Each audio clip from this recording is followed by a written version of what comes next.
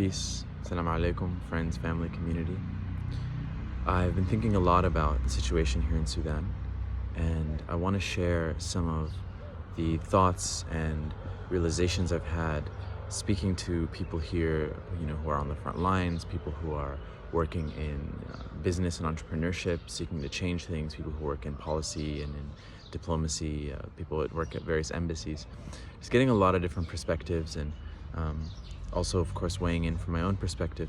I studied international relations in college and did a specific focus on Middle East and North African relations, international political economy, and did my thesis studying social movements, various revolutions and social movements from civil rights, the Arab Spring, the various revolutions in Europe, the end of colonization, the Occupy movement. And as for context, right now, the most immediate kind of news is that someone named Hamdok, who served as a liaison as well as the transitionary president or kind of prime minister of the country after the overthrow of Omar al-Bashir, who was the dictator of 30 years. He, after, I can't tell you exactly what happened, but I can tell you it involved some kind of torture, threatening, blackmailing, extortion, probably worse. Stepped down from that position. He was basically representing the people and the civilians in what was a civilian-ruled government for about the last year after the overthrow in 2019, end of 2019. And then it was kind of like a military coup where Burhan, who was the leader of the basically military arm of the dictator government, and Hemeti, who was the warlord, representative who kind of took on groups like Janjaweed and other child soldiers and various, militias that were responsible for genocide in Darfur. This dog is here. He kind of likes me, but kind of doesn't, so I'm sort of nervous. Okay. So these guys basically did a military coup and took over the country again. So he was still kind of representing the people in this last month or two of kind of shared representation, but it was really just a gradual transition back into a dictatorship, or at least an attempt. The people are not allowing that to happen. But I want to actually go back into a little bit of the history of what's going on, okay? Because there are various forces that are much more powerful than anything that's happening inside of Sudan that have vested interest in things remaining the way that they are. So let's go over them. The first is multinational corporations. Corporations that deal specifically in technology, who want bauxite, cadmium, and other precious metals that you can find in various parts of Africa, including Sudan, as well as gold. Anyone who wants gold, many different multinational corporations that are in the business of gold. Oil companies, because Sudan does have oil reserves, and it has the kind of transportation and refinement of the oil reserves that are in South Sudan. And various other precious metals, people who are involved in the sale of agriculture, such as wheat and sesame and peanuts. These things are farmed here in Sudan, not consumed by Sudanese people, but actually sold at very ridiculously low premiums by dictators and military rulers and stuff like that, as well as the oil. They don't need to pay, oil companies don't need to pay, if they were buying oil from Saudi Arabia or the UAE or Abu Dhabi, they would need to pay all these, taxes, and they'd need to pay basically the profits of the people who own this stuff. Whereas here, these dictators can just sell it at extremely low rates because they don't need to, or they don't care about the people and the country and actually making a profit for the people. They just put it all in their pocket.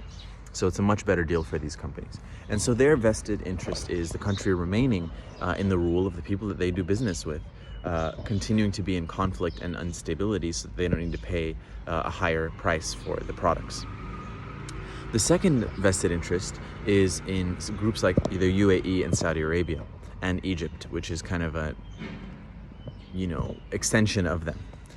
They are fighting a war in Yemen, and they are fighting, and they're kind of participating and profiting off of various proxy wars in the Middle East, like Syria and Libya. They kind of benefit from these things because they're like the U.S. base in the Middle East, So, as well as, of course, Israel and in some ways Afghanistan, though in not as much of a reciprocal dynamic with Afghanistan.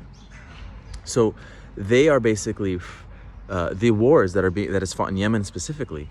It's not Yemeni soldiers and it's not Saudi Arabian soldiers. I mean, some of them are there, but they're not doing the fighting. It's Sudanese soldiers, Sudanese militias. That Hemeti, the warlord that I spoke of earlier, basically through various child soldier indoctrination camps, promising them that if they die, they'll get $25,000 sent to their family. And these are, young boys, teenagers in severe poverty, right?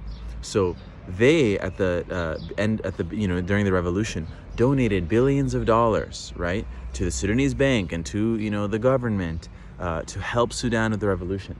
But really what they did is they wanted to fund Burhan and Hemeti, these evil warlords, to be able to maintain power, because they know that as soon as civilian government really takes over, they're going to stop sending these child soldiers to Yemen and basically supplying the Saudi Arabian and UAE militaries with fodder, with black bodies that they can just throw at the front lines and just have die in millions, So they also have this vested interest, and they are, really funding and supporting, this continuation. And Hamdok had relations with various of these parties, so he was able, I don't want to go into his whole track record and career, but he had a lot of connections, a lot of a very solid track record of diplomacy and building relationships with these groups, and so he was at least advocating for the Sudanese people in these situations. So the revolution continues on the front lines. I'm not heavily involved in that way, such that I don't feel like I need to speak to the strategy, even the efficacy of these things, because all I know is that people need to demonstrate it's making a huge impact and change on the consciousness of the Sudanese people, which is irreversible. I wasn't there, but I've heard and learned and studied and watched videos of what was happening in the Qiyada, which was kind of the Tahrir Square, or the kind of Occupy Wall Street center of the revolution in 2019. And this was from kind of a revolutionary entrepreneurship, meaning that you're selling a vision to a people of a different world that they need to buy into. This was the ultimate example of what Sudan could be. It was a place that was really dismantling so many colonized thoughts, so much patriarchy, so much racism. There was slogans like "Kull al-balad Darfur," like we are all Darfur, and kind of saying that we have to end this internal racism that we have, people from the cities, people from the north against people from the east and the far west and the south, the Janubi people who are considered the blacks of Sudan, that were actually enslaved by people from the north, like my own family. So they were really addressing a lot of these issues in the cultural programming of the Sudanese people in this space. And there's no going back from that, right? There are people who are queer who in Sudan who feel safe to be out. There are women who are now, they couldn't wear pants, legally. Women were getting beaten and harassed on the street for wearing pants, and that's not to say that Sudan is the worst and most patriarchal of the Arab, kind of world, but there was a lot of major issues that are changing. They're not gone, but they're changing. So that's the real powerful, one of the major powerful benefits, and of course keeping the world's eyes on Sudan, which is coming from the revolutionary kind of protests. In addition to that, there needs to be another angle at this that I see. And I think the best example to look at here is what happened in countries like Rwanda and Uganda, okay? Rwanda and Uganda 10 years ago were literally in studying international relations, they were used as examples of the worst possible scenario of this is the worst place in the world, Rwanda, it's the worst genocide, civil war, tribalism, blah, blah, blah, painting these people as these horribly backwards, whatever. 15 years later, these countries have far surpassed many African nations as far as development and infrastructure and government stability and these kinds of things. They are far from perfect, but compared to where Sudan is at now, they've made these huge advances. And the way that they've been able to do this is they've been able to basically work out a better deal with these hegemonic, elite 1%, of the world. Sudan has a deal. The current deal we have is, they come in, they destabilize and create war and conflict and genocide and empower dictators, and then they take all this oil and resources at a really low rate because we're too busy trying to survive to say, hey, that's ours and we need our share. And they have costs in doing it this way. They need to have the costs of funding these armies and funding and dealing with these unstable military dictators who are hopped up on all kinds of drugs and all kinds of shit, and kind of, constantly trying to maintain power and stability to even be able to export their things. And then there's another deal, which is closer to the deal they have with the UAE and Saudi Arabia. Saudi Arabia, the UAE, in my personal opinion, kind of sold out, and they're kind of like, not only are we gonna sell you our products at the rates that we feel are fair and make a lot of profit, but we're also gonna sell out these other countries, sell out Yemen, sell out our brothers and sisters and neighbors like Sudan, and really profit again off of basically being your military arm to fight your wars for you. And once again, so they can take resources and oil, etc. So there's something in the middle, though, which is like countries that are saying, okay, like, we're going to sell you our resources, we're going to sell you, our labor, we're going to do that, but we're going to, make at least some kind of profit where we're able to build up hospitals, build up our roads, build up our infrastructure, stabilize our governments, get to experiment with democracy in a republic, civilian-ruled state.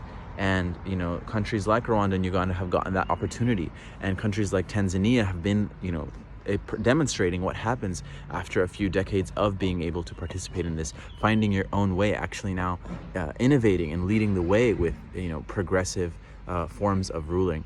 So those of us in the Sudanese diaspora, and those of us outside of Sudan, people who are not Sudanese, this is where we actually have major leverage points, where we can start to look at, well, how can I either be an impact investor or be a kind of web weaver or a advocate, an activist, and whether it's petitioning Congress people to bring accountability to the corporations that they are doing business with in the UAE, in Sudan, in Sudan, and in Saudi Arabia, it's in Egypt, right? Kind of like the way that we've leveraged or tried to leverage our relations with Israeli corporations and the Israeli government to try to create a more, humane engagement with the Palestinian people. We need to kind of be doing a similar kind of leverage with the UAE, with Saudi Arabia. Because of course Saudi Arabia, in Egypt, you can say in the UAE they've benefited from this, they've opened up, they're becoming more progressive than they were, but that's kind of on the surface. Below, we have to still be holding them accountable for the ways that they are kind of selling out other Middle Eastern, North African nations and spaces. So this is kind of an addition to the conversation, and obviously, unfortunately, a lot of this level of thinking about it is not like discussed on the news, and people might even think that Sudanese people won't understand it. I think that they do. I think these people are brilliant and really have been studying and learning a lot about international political situations and economic situations. But yeah, this is not the major level that the conversation has had, because when you're, trying to get food and basically worried about getting bread, you are, it's difficult for you to be kind of thinking beyond this next protest. I know that from personal experience, being an activist in America, dealing with, when I was in college and I was broke and I was dealing with police brutality stuff, and that's what we were protesting for. I wasn't really thinking about it at the beginning on this very like multi-level, holistic, strategic thing. So we need to be able to, those of us with the privilege to kind of sit and philosophize, as well as to support activists to have the basic needs met, to be able to strategize and participate and lead in this way. That's where I see our role being. So I just want to thank all of the amazing Sudanese people who I've gotten to talk to here. They're kind of too many to list, and I don't necessarily want to out people, but who've really helped me shape some of the perspectives I've shared with you today. These are very much things I've been learning and connecting with people here. And Sudancoup, SUDANCOUP.com is a great place for people to get started learning about what's going on. And I hope that you will look into it. Thank you.